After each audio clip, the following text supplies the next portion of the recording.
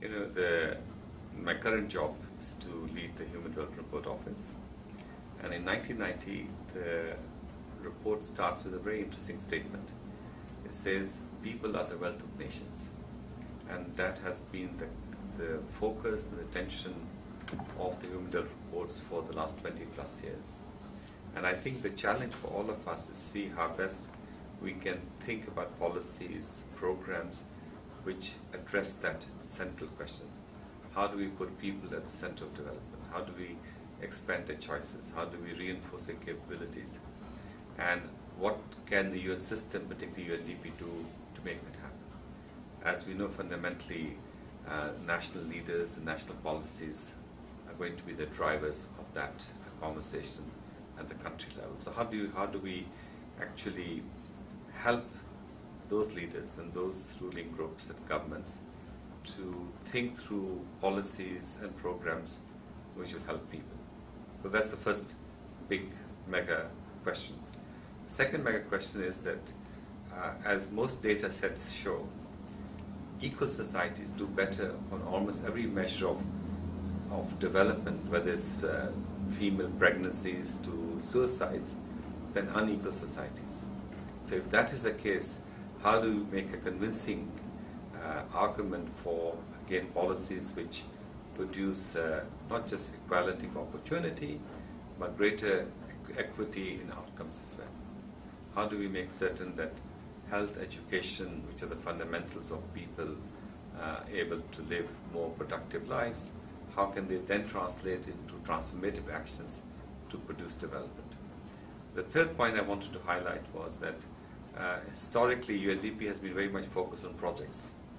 And I think everyone recognizes that maybe the time for looking at micro-interventions is pretty much settled. We have to look at ways of having much larger systemic influence on policies.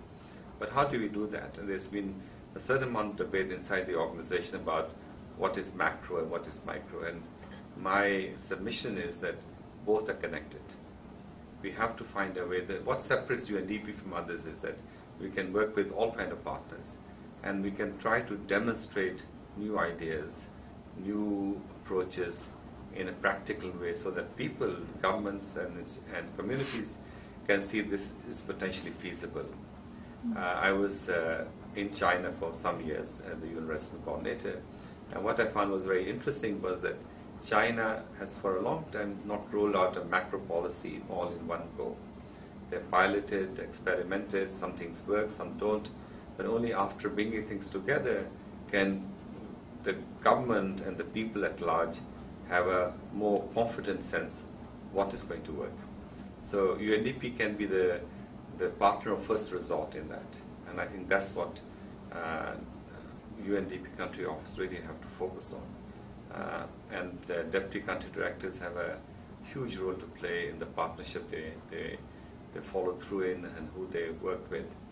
And it's not only a question of fixing UNDP. The UNDP has a historic role in advancing global norms, conventions, which are being supported by the UN system. So you have a two-pronged responsibility. One is to try to produce a society which is sustainable, which responds to people's needs and opportunities, and secondly, try to find ways of helping people also to find their own solutions. And I think in some ways it is a huge responsibility for UNDP as an organization to hold. A final comment is on what will the world look like beyond 2015. There are actually three sets of questions there. One set of questions is that should the new thinking beyond 2015 be universal in nature or developmentally focused? The current Millennium Goals are very much developmentally focused, reducing poverty by half, improving health, nutrition status, looking at the environment, but they're very much focusing much more on developing countries. And then the question is that issues of equity and sustainability, which were not very strongly anchored in those goals, are of interest to all societies. So how is a rich society or a poor society going to deal with these problems. So there's a emerging sensibility, emerging interest in having post-2015 very much focus on universal goals. Not, I don't want to call goals, but universal principles, and be there, as it were, a framework for everyone. I think what the UN did really well, and a lot of credit goes to the leadership at that time, it made a set of goals become a political framework. And for the first time globally, the whole world accepted that.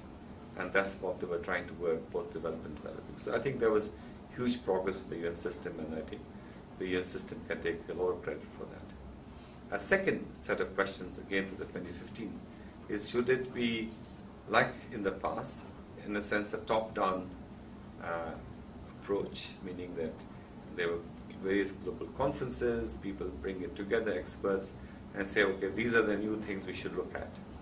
These are new sustainable goals we have to look at. Or should there be much more of a bottom-up conversation as well? Or how do we find a way to bring them together? A third question, which is very important, is that in 2000, when the world got together to agree on the Millennium Declaration and subsequently the goals, the sense of the world was fairly static. It wasn't a sense that the world was dramatically changing. And what we know now, the world is dramatically changing. The rise of the South, the global South in particular, is of huge importance. In the last time this happened was a few centuries ago, in the 18th century, and maybe in early 19th century, when China and India together were roughly half the world's output. It went down to a few percentage points in the 50s, and now things have changed quite a lot. In the next 20, 30 years, China and India will again become that large in the world economy. So when there's so much change taking place, not just China and India, but also relative power is being redistributed, Brazil and South Africa and Nigeria, a lot of other countries, Indonesia, Turkey, are beginning to move to a point where their views matter, and what they do matters also at the global level. So how do we factor in this changing world? And one interesting set of work being done by the Human Development Report Office is to look at projections.